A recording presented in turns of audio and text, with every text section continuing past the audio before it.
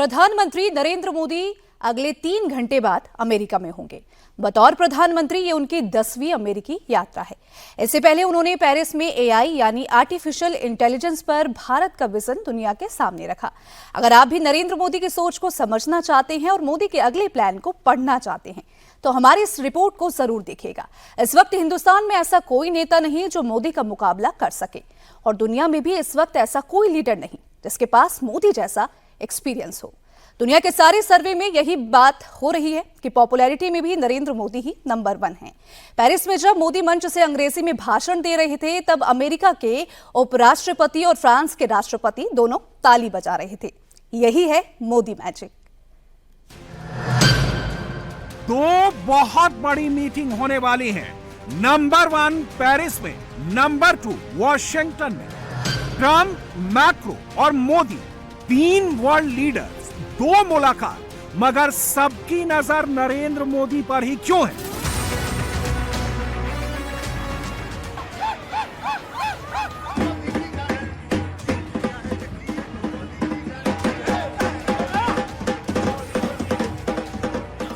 France से लेकर America तक, ट्रंप के खेमे से लेकर मैक्रो के खेमे तक भारत का ही जिक्र क्यों है? ट्रंप दूसरी बार राष्ट्रपति बनने के बाद मोदी से मिलने को इतने आतुर क्यों हैं? इसे कुछ नंबर से समझिए। 75% की इंटरनेशनल अप्रूवल रेटिंग के साथ नरेंद्र मोदी अब ड्राइविंग सीट पर हैं। ग्लोबल लीडर नंबर 1 की पोजीशन पर हैं। फ्रांस के राष्ट्रपति इमैनुअल मैक्रो भी मोदी से 21 पायदान नीचे 22वीं पोजीशन पर हैं। मोदी से 57% कम, सिर्फ 18% की अप्रूवल रेटिंग पर। रही बात डोनाल्ड ट्रंप की, तो वो भी मोदी से 4 पायदान नीचे 5वीं पोजीशन पर हैं। ट्रंप भी मोदी से 23% कम, 52% की अप्रूवल रेटिंग पर हैं।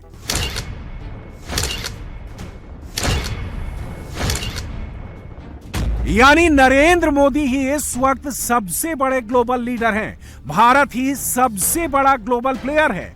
मैक्रो पेरिस में होस्ट हैं, मोदी फ्रांस के गेस्ट हैं। लेकिन पेरिस में जब एआई एक्शन समिट की शुरुआत होती है तो मोदी उसे लीड करते हैं। मैक्रो भारत के प्रधानमंत्री को अपने साथ लेकर समिट वाली जगह पर पहुंचते हैं। मोदी इस मेगा एआई समिट को ड्राइव करते हैं। फ्रंट सीट ही नरेंद्र मोदी को ही मिलती है। अमेरिका के उपराष्ट्रपति जेडी वैंस मोदी के बगल में सीट शेयर करते हैं और कनाडा के जस्टिन ट्रूडो बिल्कुल साइड लाइन देखते हैं, कॉर्नर में अकेले बैठे नजर आते हैं। और जब मैक्रो एआई समिट में नरेंद्र मोदी को इंट्रोड्यूस करते हैं तो गौर से सुनिएगा वो किन शब्दों का प्रयोग करते हैं। मैक्रो मोदी को dear prime minister, dear Narendra कहकर संबोधित करते हैं और इसके बाद खुद सीढ़ियों से नीचे उतरकर मोदी को गले लगाते हैं, हिंदुस्तान के प्रधानमंत्री का वेलकम करते हैं। I won't be much longer. I'm incredibly pleased to have you here at this summit, which I co-chair with Prime Minister Modi. And so, dear Prime Minister, dear Narendra, I'm actually going to give you the floor now so that we can hear from you and hear what India has to say to the world on AI. Thank you very much for being here. सवाल है कि AI यानी artificial intelligence की दुनिया में सबका focus Narendra Modi और भारत पर ही क्यों है? इस फील्ड में भारत ऐसा क्या कर रहा है कि दुनिया का हर देश, दुनिया का हर राष्ट्राध्यक्ष भारत का हाथ पकड़कर ही आगे बढ़ना चाह रहा है? पेरिस में एआई एक्शन समिट में बैठा हर विदेशी डिप्लोमेट भारत के प्रधानमंत्री को ही क्यों सुनना चाह रहा है? और तो और अपनी स्पीच में नरेंद्र मोदी की तारीफ करने वाले अमेरिका के उपराष्ट्रपति भाषण खत्म होने के बाद मोदी को ही गले क्यों लगा रहे हैं, मोदी के पास ही क्यों आ रहे हैं? I appreciate Prime Minister Modi's point. AI, I really believe, will facilitate and make people more productive. It is not going to replace human beings. It will never replace human beings. Paris में नरेंद्र मोदी को लेकर, हिंदुस्तान को लेकर AI वाली नई curiosity की एक वजह है जिसके कारण हर कोई भारत की ओर खींचा चला आ रहा है। और वो वजह ये है कि ग्लोबल एआई की रेस में अब भारत ही दुनिया का सबसे बड़ा प्लेयर है। स्टैनफोर्ड एआई इंडेक्स 2024 के मुताबिक एआई स्किल पेनिट्रेशन की रैंकिंग में भारत पहली पोजीशन पर है। इनोवेशन और टेक्नोलॉजी के मामले में भी भारत की युवा फास्टेस्ट ग्रोइंग डेवलपर्स में शामिल है। गिटहब सॉफ्टवेयर कंपनी पर एआई प्रोजेक्ट्स डेवलप करने के मामले में भारत की रैंकिंग नंबर 2 पर है। इंडिया स्किल्स रिपोर्ट 2024 के मुताबिक भारत की एआई इंडस्ट्री 2025 के अंत तक 28 बिलियन यूएस डॉलर से ज्यादा हो जाएगी। भारत में एआई स्किल्ड वर्क फोर्स में भी 2016 से 2023 के बीच 14 गुना इजाफा हुआ है। एआई फॉर इंडिया 2030 वाले मोदी के ब्लूप्रिंट में ग्रोथ और ग्लोबल लीडरशिप वाली स्ट्रेटजी है। भारत के एआई इकोसिस्टम को मजबूती देने के लिए मोदी सरकार 10,300 करोड़ का इंडिया एआई मिशन चला रही है। साल भर के अंदर भारत के पास अपना खुद का एआई मॉडल होगा। भारत ना सिर्फ एक मजबूत एआई इकोसिस्टम बना रहा है, बल्कि भारतीय भाषाओं में एआई समाधानों को भी रेडी करने पर काम कर रहा है। अगले 3 से 5 साल के भीतर भारत का अपना जीपीयू यानी ग्राफिक्स प्रोसेसिंग यूनिट होगा। दुनिया के तमाम इंटरनेशनल टेक धुरंधर भी मान चुके हैं कि एआई का भविष्य भारत से होकर ही गुजरता है। और ऐसा क्यों है, ये खुद मोदी से सुनिए। Today, India leads in AI adoption and techno-legal solutions on data privacy. We are developing AI applications for public good.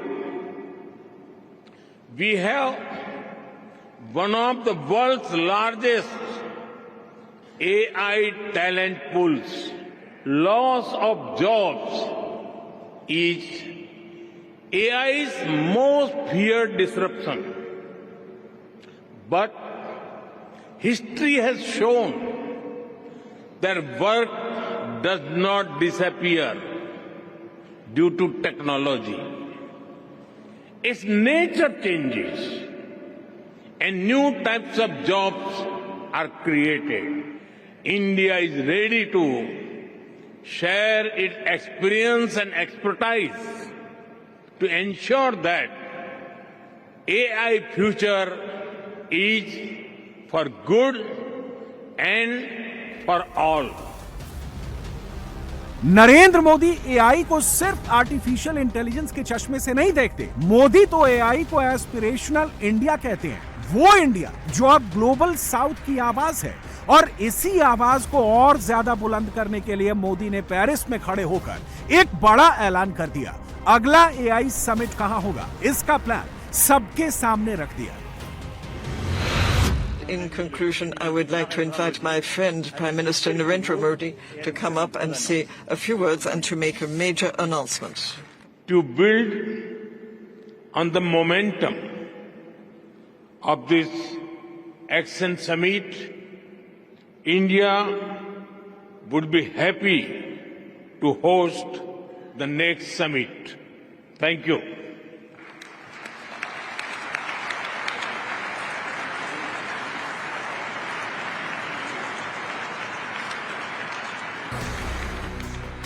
यानी एआई की दुनिया में भारत अब पूरी तरह ड्राइविंग सीट पर है और इसे स्पीड देने का काम नरेंद्र मोदी ही कर रहे हैं। नेशनल लेवल पर भी मोदी के नाम की ही गूंज है। इंटरनेशनल लेवल पर भी मोदी ही सबकी टॉप प्रायोरिटी हैं और इसका पैनिक हिंदुस्तान के भीतर मोदी के सियासी दुश्मनों में भी दिख रहा है। एलओसी के उस पार पाकिस्तान जैसे देश में भी मोदी के एआई वाले प्लान से घबराहट अभी से तेज होने लगी है। एलिजे पैलेस में लाइमलाइट में रहे मोदी साहब को जो प्रेसिडेंट मैक्रोन है उन्होंने कैसे वेलकम किया।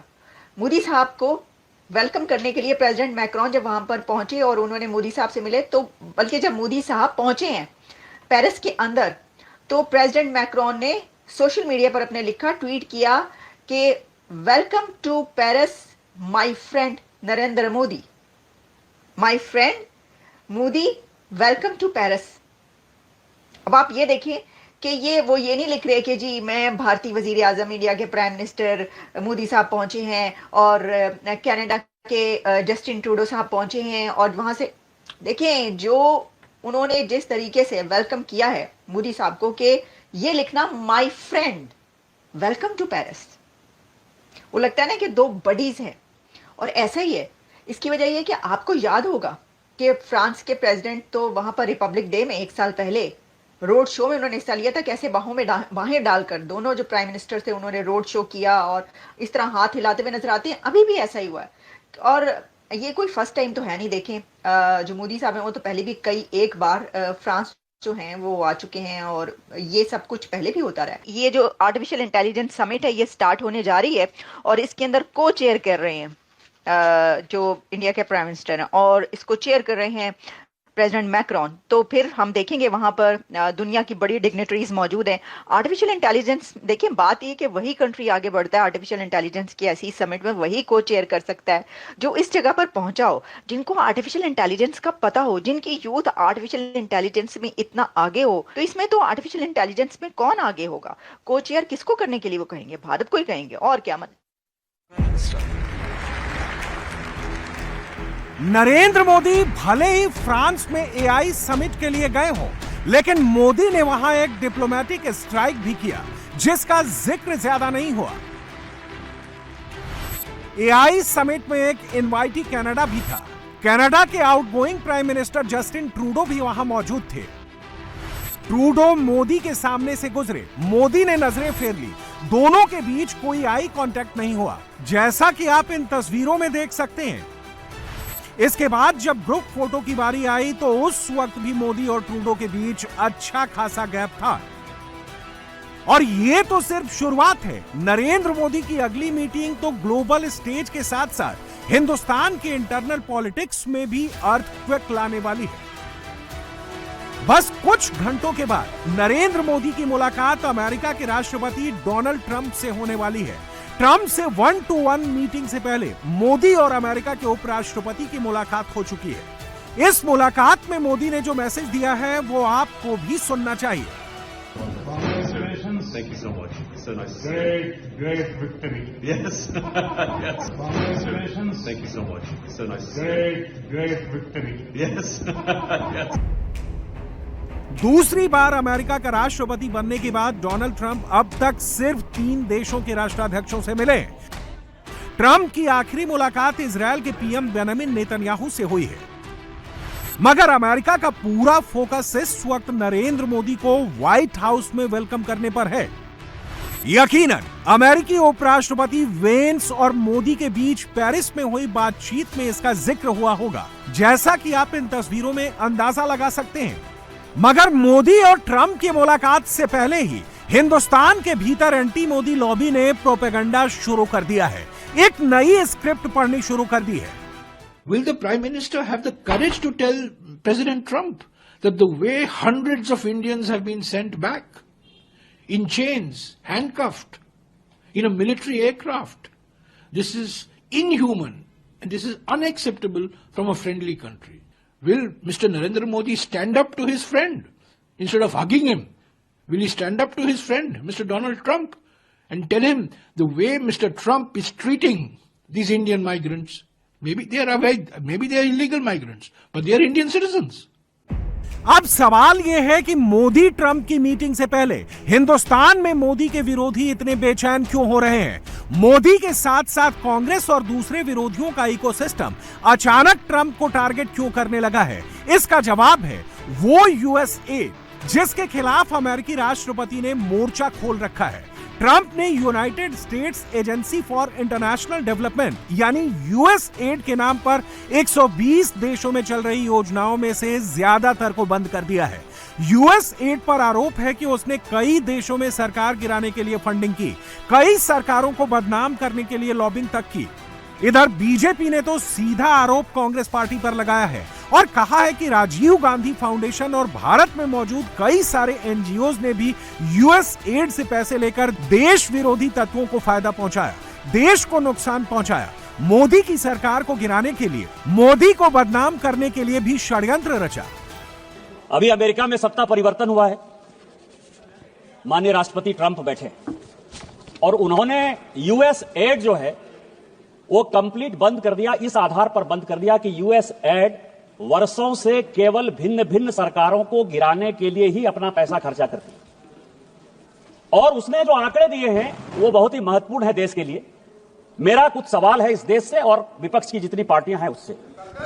पहला सवाल आपके माध्यम से सरकार से, पहला यह है कि यूएसएड ने open society foundation George Soros को 5,000 करोड़ रुपया भारत को टुकड़े करने के लिए दिया या नहीं दिया?